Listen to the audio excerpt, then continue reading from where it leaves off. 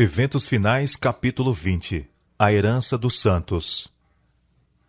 Uma dádiva do Senhor. Cristo, só Cristo e sua justiça obterão para nós um passaporte ao céu.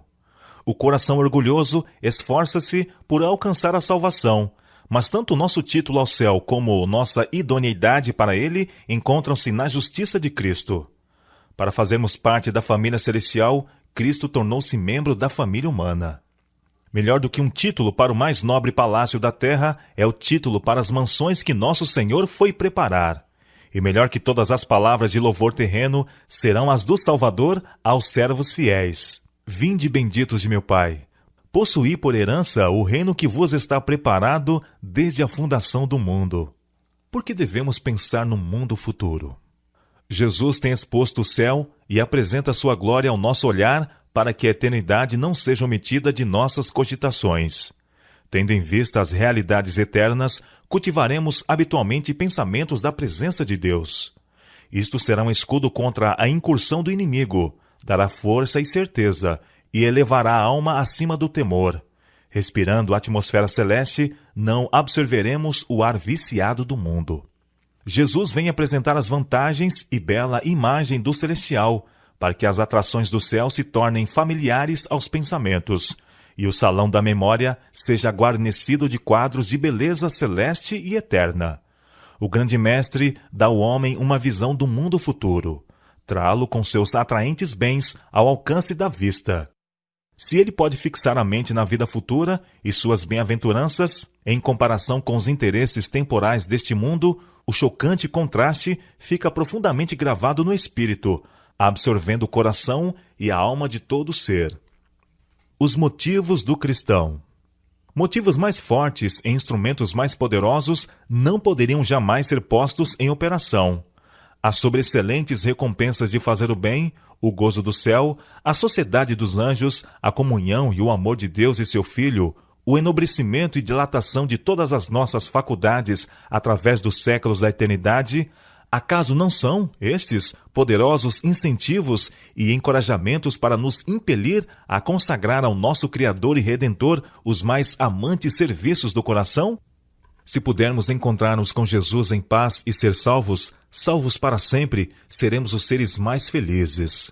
Oh, estar finalmente no lar em que os ímpios deixam de perturbar e os cansados estão em paz.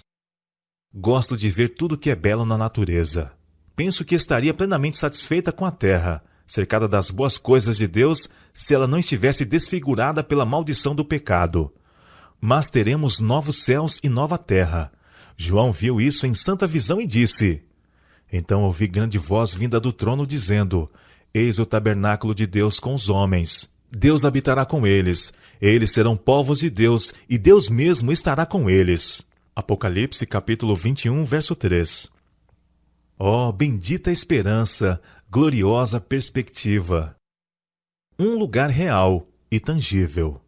Que fonte de alegria para os discípulos foi saber que tinham tal amigo no céu para interceder em seu favor. Por meio da visível ascensão de Cristo, foram alterados todos os seus conceitos e expectativas do céu. Anteriormente, seus pensamentos se haviam demorado nele como uma região de espaço ilimitado, habitada por espíritos sem substância. Agora, o céu estava relacionado com o conceito de Jesus, a quem haviam amado e reverenciado mais do que todos os outros, com quem haviam conversado e viajado, em quem haviam tocado, até mesmo o seu corpo ressuscitado. O céu não podia mais parecer-lhes um espaço indefinido e incompreensível, repleto de espíritos intangíveis. Consideravam-no agora como seu futuro lar, em que seu amoroso Redentor estava preparando mansões para eles. O receio de fazer com que a herança futura pareça demasiado material tem levado muitos a espiritualizar as mesmas verdades que nos levam a considerá-las nosso lar. Cristo afirmou a seus discípulos haver ido preparar moradas para eles na casa de seu Pai. Na terra renovada, os redimidos empenhar-se-ão em ocupações e prazeres que levaram felicidade a Adão e Eva no início. Será vivida a vida edênica, a vida no jardim e no campo. Glória indescritível. Vi a extraordinária amabilidade e glória de Jesus. Seu semblante era mais brilhante do que o sol ao meio-dia. Seu manto era mais alvo do que o branco mais claro. Como posso descrever-vos as glórias do céu e os belos anjos cantando e tocando suas harpas de 10 cordas?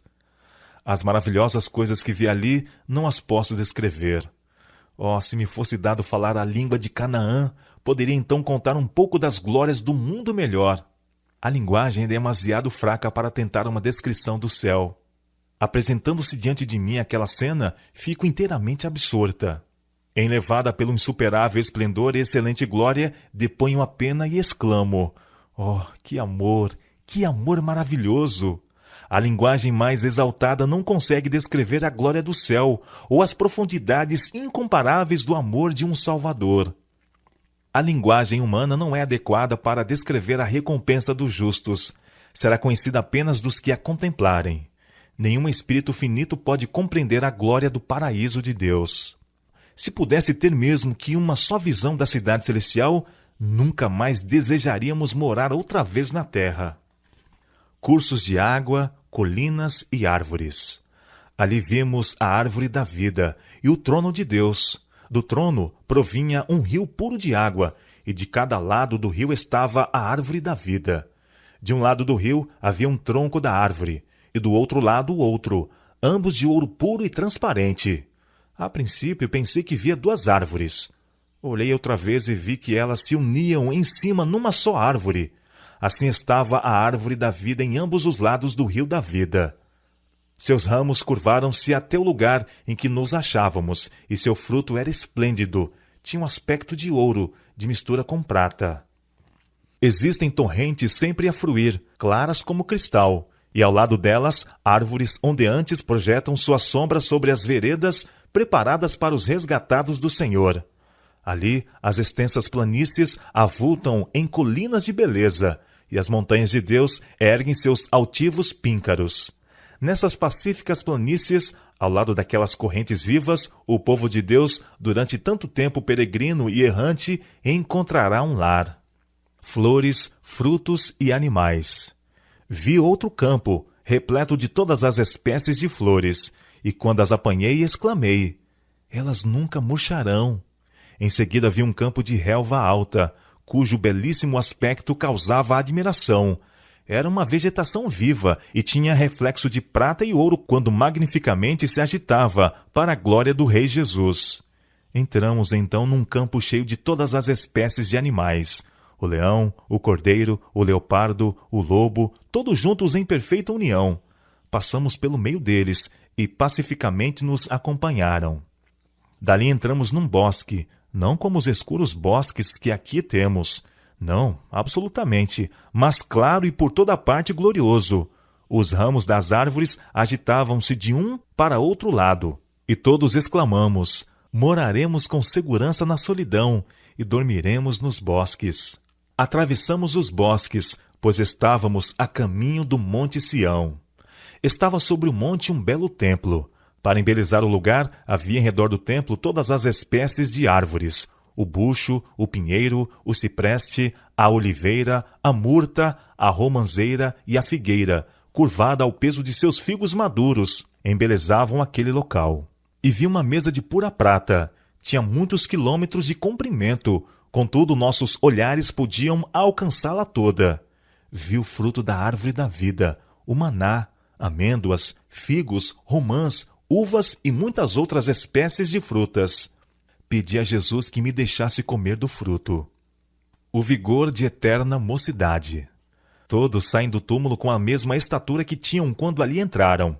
Adão, que está em pé entre a multidão dos ressuscitados, é de grande altura e formas majestosas, de estatura pouco menor que o Filho de Deus. Apresenta assinalado contraste com o povo das gerações posteriores. Sob esse único ponto de vista se revela a grande degeneração da raça. Todos, porém, surgem com a louçania e vigor de eterna mocidade. Restabelecidos a árvore da vida no Éden há tanto tempo perdido, os remidos crescerão até a estatura completa da raça em sua glória primitiva. Se Adão, ao ser criado, não houvesse sido dotado de 20 vezes maior força vital do que os homens possuem agora, a humanidade, com seus presentes métodos de vida, que constituem uma violação da lei natural, já estaria extinta. Ninguém necessitará ou desejará repouso. Não haverá cansaço em fazer a vontade de Deus e oferecer louvores a seu nome. Sempre sentiremos a frescura da manhã e sempre estaremos longe de seu termo. A aquisição de conhecimento não cansará o espírito, nem esgotará as energias. O céu é todo saúde. Felicidade assegurada. Jesus ergueu o véu da vida futura. Na ressurreição disse ele: nem casam, nem são dados em casamento, mas serão como os anjos de Deus no céu. Homens há hoje em dia que exprimem sua crença em que haverá casamentos e nascimentos na nova terra. Aqueles, porém, que acreditam nas Escrituras não podem aceitar tais doutrinas. A doutrina de que nasçam crianças na nova terra não é parte da firme palavra da profecia. É presunção condescender com as suposições e teorias quanto a temas que Deus não nos deu a conhecer em sua palavra. Não necessitamos entrar em especulação relativamente ao nosso estado futuro. Os obreiros de Deus não devem gastar tempo especulando quanto às condições que hão de reinar na nova terra. É presunção ocupar-se com suposições e teorias relativamente a assuntos que o Senhor não revelou. Ele tem tomado todas as providências para nossa felicidade na vida futura, e não nos compete especular quanto a seus planos a nosso respeito. Não devemos calcular as condições da vida futura pelas desta vida. É preservada a identidade dos remidos. A ressurreição de Cristo era um símbolo da final ressurreição de todos quantos nele dormem. O semblante do Salvador ressuscitado, sua maneira, sua linguagem, tudo era familiar aos discípulos. Como Jesus ressurgiu dos mortos, assim hão de ressurgir os que nele dormem. Reconheceremos nossos amigos da mesma maneira que os discípulos a Jesus. Talvez haja sido deformados, doentes, desfigurados nesta vida mortal, ressurgindo em plena saúde e formosura. No entanto, no corpo glorificado será perfeitamente mantida a identidade. Ressurgirá à mesma forma, mas estará livre de doenças e de todo defeito. Ela torna a viver, tendo as mesmas feições individuais, de modo que os amigos reconheçam uns aos outros. Ali conheceremos como também somos conhecidos. Ali, o amor e simpatia que Deus plantou na alma encontrarão mais verdadeiro e suave exercício. Tez rosada e vestimenta de luz. Quando saiu das mãos de seu Criador, Adão era de elevada estatura e de bela simetria. Era mais de 2 vezes mais alto do que os homens que agora vivem na terra, e bem proporcionado. Suas feições eram perfeitas e belas. Sua tez não era branca nem pálida, mas rosada, brilhando com o precioso matiz da saúde. Eva não era tão alta como Adão. Sua cabeça chegava-lhe um pouco acima dos ombros. Ela também era nobre, de perfeita simetria e muito bela. Esse casal que não tinha pecados não fazia uso de vestes artificiais. Estavam revestidos de uma cobertura de luz e glória, tal como a usam os anjos. Enquanto viveram em obediência a Deus, esta veste de luz continuou a envolvê-los. A alegria de ver nossa família no céu. A cada lado do portão vemos uma comitiva de anjos, e ao por ele passarmos, Jesus diz: Vinde, benditos de meu Pai, possuí por herança o reino que vos está preparado desde a fundação do mundo. Aqui nos diz ele que somos participantes de seu gozo. E qual é? É o gozo de ver o trabalho de vossa alma, pais. É o gozo de ver que os vossos esforços, mães, foram recompensados. Aí estão os vossos filhos, a coroa da vida está sobre suas cabeças. O maior dom de Deus é Cristo, cuja vida é nossa, pois nos foi dada. Ele morreu por nós e ressuscitou em nosso favor, a fim de que pudéssemos sair da sepultura para um glorioso companheirismo com os anjos celestiais, encontrar-nos com os nossos entes queridos e reconhecer-lhes a fisionomia, pois a semelhança com Cristo não destrói sua imagem, mas a transforma à gloriosa imagem dele. Todos os santos ligados aqui por laços familiares conhecerão ali uns aos outros. A salvação de criancinhas e de imbecis. Ao surgirem os pequenos, imortais de seu leito poento, imediatamente seguirão caminho, voando, para os braços maternos. Reencontrar-se-ão para nunca mais se separarem. Muitos dos pequeninos, porém, não terão mãe ali. Em vão nos pomos à escuta do arrebatador cântico de triunfo por parte da mãe. Os anjos acolherão os pequeninos sem mãe e os conduzirão para junto da árvore da vida. Alguns têm perguntado se os filhinhos, mesmo de pais que creem, hão de ser salvos, pois não tiveram nenhuma prova de caráter, e todos precisam ser provados, e seu caráter tem de ser determinado pela prova. É feita a pergunta: como podem as criancinhas ter este teste e prova? Respondo que a fé dos pais que creem protege os filhos, como sucedeu quando Deus enviou seus juízos sobre os primogênitos dos egípcios. Não podemos dizer se todos os filhos de pais descrentes serão salvos, porque Deus não tornou conhecido seu propósito a respeito desse assunto, e convém que o deixemos onde Deus o deixou, e que nos demoremos em assuntos elucidados em sua palavra. Quanto ao caso de A, vós o encarais como é agora, e deplorais sua simplicidade. Ele não tem consciência do pecado. A graça de Deus removerá toda essa imbecilidade hereditária e transmitida, e ele terá uma herança entre os santos na luz. A vós o Senhor concedeu santidade mental. Pelo que diz respeito à faculdade do raciocínio, A é uma criança, mas possui também a submissão e a obediência de uma criança. Homenagem às mães fiéis. Quando se assentar o juízo e os livros forem abertos, quando o bem-estar do grande juiz for pronunciado e a coroa de glória imortal colocada na fronte do vencedor, muitos erguerão essas coroas à vista do universo reunido e, indicando sua mãe, dirão: ela me fez tudo quanto sou, mediante a graça de Deus. Seus ensinos, suas orações foram abençoados quanto à minha salvação eterna. Os anjos de Deus imortalizam o nome das mães cujos esforços ganharam os filhos para Jesus Cristo. A recompensa do ganhador de almas. Quando os redimidos estiverem perante Deus, responderão ao chamado preciosas almas que ali estão por causa dos fervorosos e perseverantes esforços feitos em seu benefício, e das súplicas em intensa persuasão para que fujam para a fortaleza.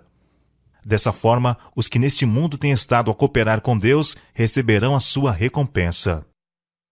Quando os portais daquela linda cidade lá do alto se revolverem nos seus luzentes gonzos e nela entrarem as hostes que observaram a verdade, coroas de glória ser-lhes-ão colocadas sobre a cabeça, e eles atribuirão a Deus honra, glória e majestade.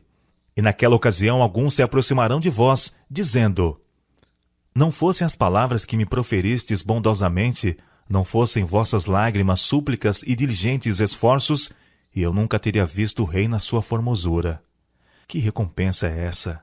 Quão insignificante é o louvor de seres humanos nesta vida terrena e transitória, em comparação com as infinitas recompensas que estão reservadas aos fiéis na futura vida imortal.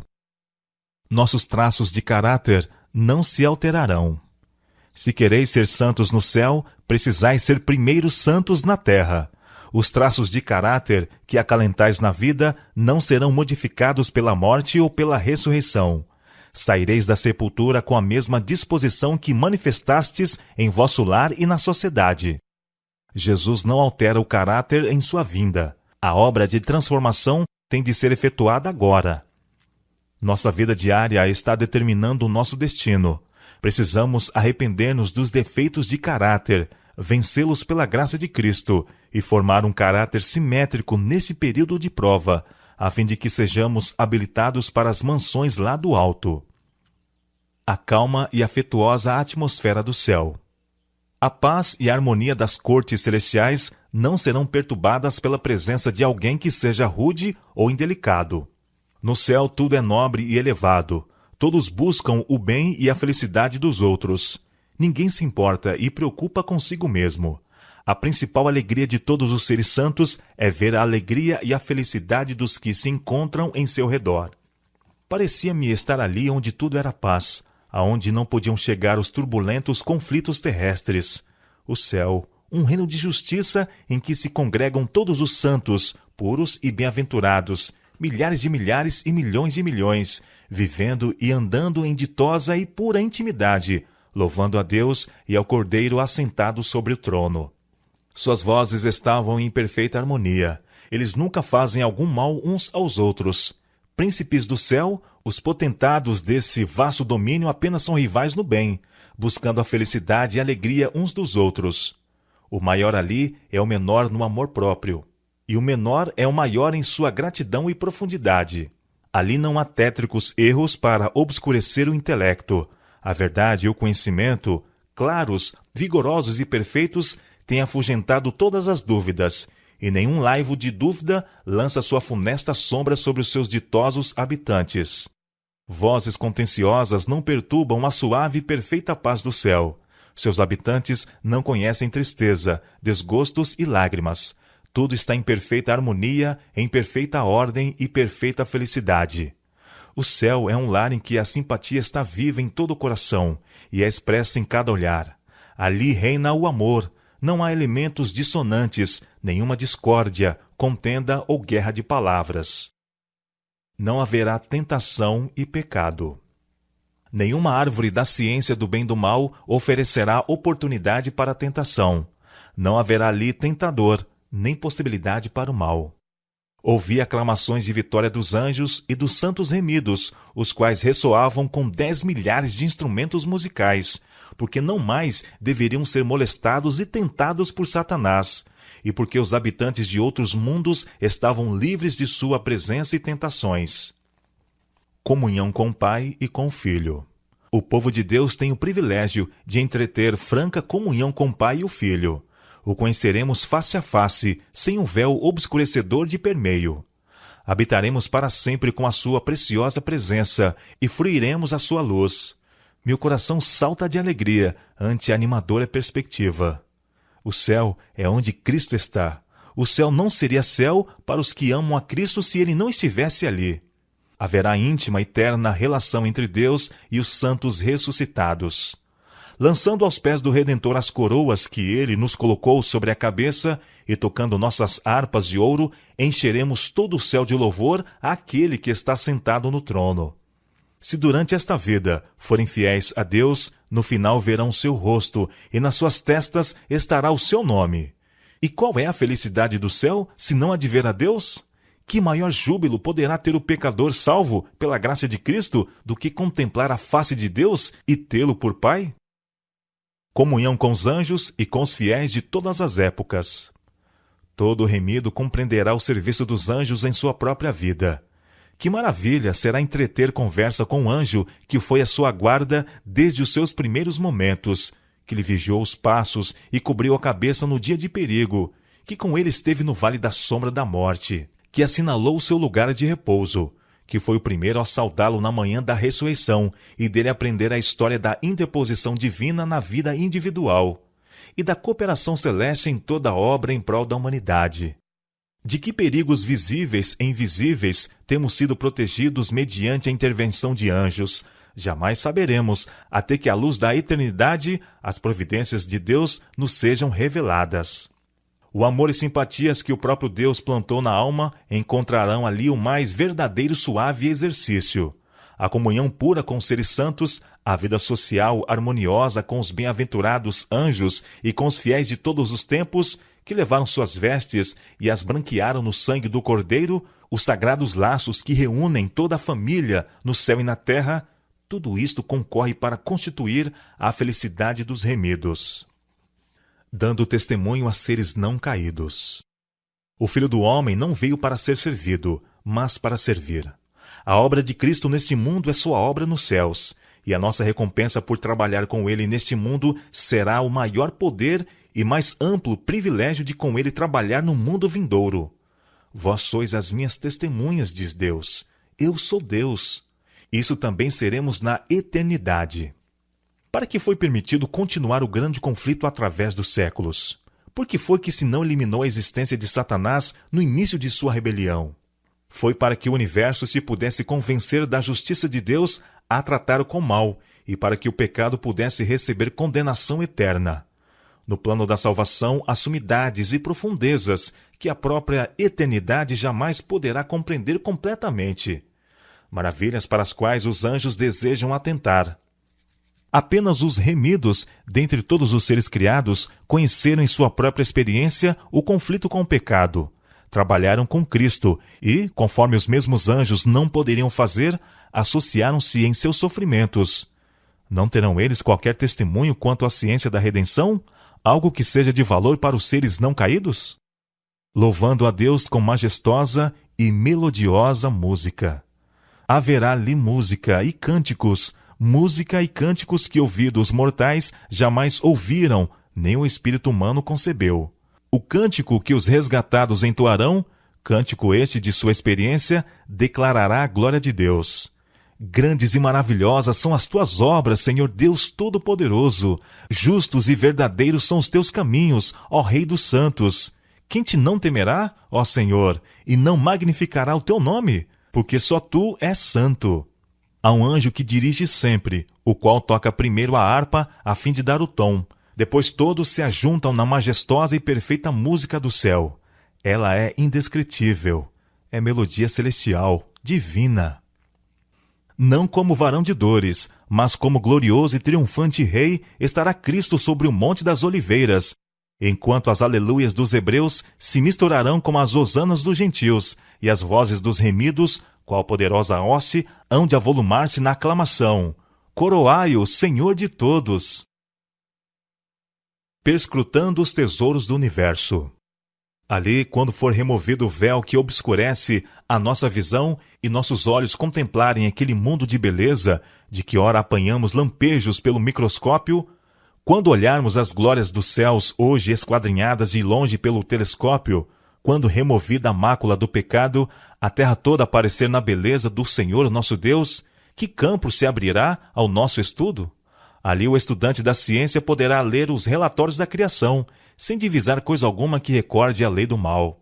Poderá escutar a melodia das vozes da natureza, e não perceberá nenhuma nota de lamento ou tristezas. Todos os tesouros do universo estarão abertos ao estudo dos filhos de Deus. Com indizível deleite, unir-nos-emos na alegria e sabedoria dos seres não caídos. Participaremos dos tesouros adquiridos através dos séculos, empregados na contemplação da obra de Deus. Livres da mortalidade, alcançarão voo incansável para os mundos distantes, mundos que fremiram de tristeza ante o espetáculo da desgraça humana e ressoaram com cânticos de alegria ao ouvir as novas de uma alma resgatada. Com visão desanuviada, olham para a glória da criação, acham-se sóis, estrelas e sistemas planetários, todos na sua indicada ordem, a circular em redor do trono da divindade. Em todas as coisas, desde a mínima até a maior, está escrito o nome do Criador, e em todas se manifestam as riquezas de seu poder. Revendo a história sagrada. A hoste dos remidos irá de um mundo a outro, e grande parte de seu tempo será empregada em perscrutar os mistérios da redenção.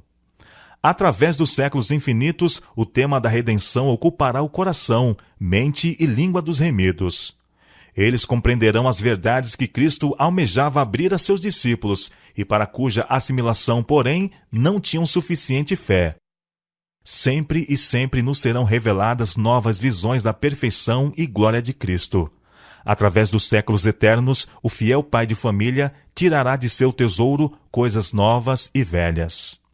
Então se revelará diante dele o decurso do grande conflito que teve sua origem antes que começasse o tempo e terminasse apenas quando este cessar.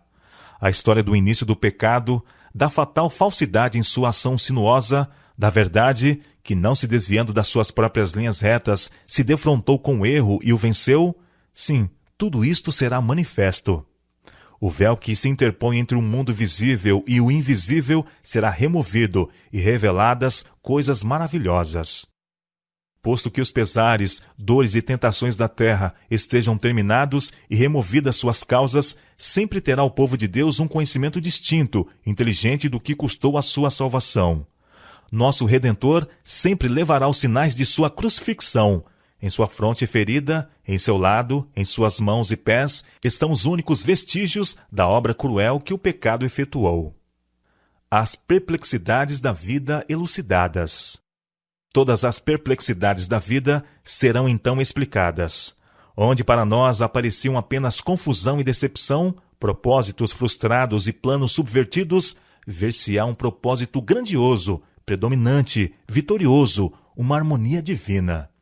Ali Jesus nos levará para bem perto da viva corrente que flui do trono de Deus e nos explicará as misteriosas providências pelas quais nos conduziu neste mundo, a fim de aprimorar-nos no caráter.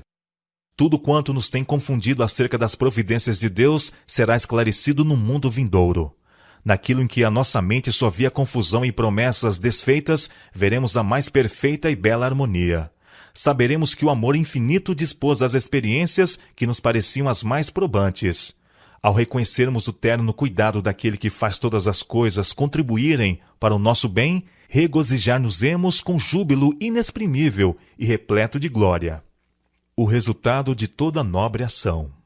Todos os que trabalharam com um espírito desinteressado contemplarão os frutos de seus labores. Ver-se-á o resultado de todo princípio correto e nobre ação.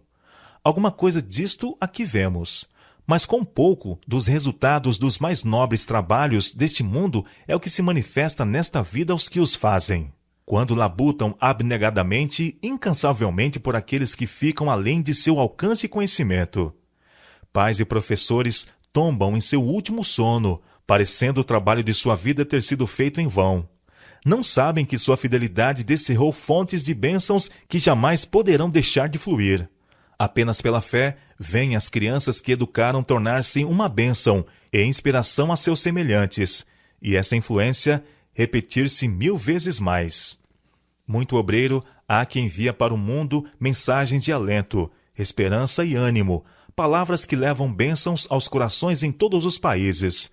Mas, quanto aos resultados, nada sabe, afadigando-se ele em solidão e obscuridade. Assim se concedem dons, aliviam-se cargas, faz-se trabalho. Os homens lançam a semente, da qual, sobre as suas sepulturas, outros recolhem a abençoada messe. Plantam árvores para que outros comam o fruto. Aqui estão contentes, por saberem que puseram em atividade forças para promover o bem. No além serão vistas a ação e reação de todas estas forças. Nosso gozo aumentará continuamente. Há no plano da redenção mistérios: a humilhação do Filho de Deus, o ser achado em forma de homem, o maravilhoso amor e condescendência do Pai ao entregar seu Filho, que são para os anjos celestiais motivo de contínuo assombro. E isso será o estudo dos remidos através dos séculos eternos. Ao contemplarem a obra de Deus na criação e redenção, novas verdades continuamente se lhes desdobrarão ao espírito surpreso e deleitado. À medida que vão aprendendo mais e mais da sabedoria, amor e poder de Deus, seu espírito se lhes expandirá constantemente e seu gozo aumentará continuamente. Ao transcorrerem os anos da eternidade, trarão mais e mais abundantes e gloriosas revelações de Deus e de Cristo. Assim como o conhecimento é progressivo, também o amor, a reverência e a felicidade aumentarão. Quanto mais aprendem os homens acerca de Deus, mais lhe admiram o caráter. Ao revelar-lhe Jesus as riquezas da redenção e os estupendos feitos do grande conflito com Satanás, a alma dos resgatados fremirá com mais fervorosa devoção e com mais arrebatadora alegria dedilharão as harpas de ouro, e milhares de milhares e milhões de vozes se unem para avolumar o potente coro de louvor. Há sempre um infinito para além. Ali toda a faculdade se desenvolverá e toda a capacidade aumentará. Os maiores empreendimentos serão levados avante, as mais altas aspirações realizadas, as maiores ambições satisfeitas, e todavia surgirão novas culminâncias a galgar, novas maravilhas a admirar, novas verdades a compreender, novos assuntos a apelarem para as forças do corpo, espírito e alma. Por mais que avancemos no conhecimento da sabedoria e do poder de Deus, há sempre um infinito para além. Todo o amor paternal que veio de geração em geração, através do coração humano, toda a fonte de ternura que se abriu na alma do homem, não passam de tênue riacho em comparação com o ilimitado oceano, quando postos ao lado do infinito, inexaurível amor de Deus. A língua não o pode exprimir, nem a pena é capaz de o descrever. Podeis meditar nele todos os dias de vossa vida. Podeis esquadrinhar diligentemente as Escrituras a fim de compreendê-lo. Podeis concitar toda a faculdade e poder a vós concedidos por Deus, no esforço de compreender o amor e a compaixão do Pai Celeste. E todavia existe um infinito para além. Podeis estudar por séculos esse amor. Não obstante, jamais podereis compreender plenamente a extensão e a largura, a profundidade e a altura do amor de Deus em dar seu Filho para morrer pelo mundo. A própria eternidade nunca o poderá bem revelar. Todo o universo declara que Deus é amor. O grande conflito terminou. Pecado e pecadores não mais existem. O universo inteiro está purificado. Uma única palpitação de harmonioso júbilo vibra por toda a vasta criação. Daquele que tudo criou, emanam vida, luz e alegria por todos os domínios do espaço infinito. Desde o minúsculo átomo até o maior dos mundos, todas as coisas, animadas e inanimadas, em sua serena beleza e perfeito gozo, declaram que Deus é amor.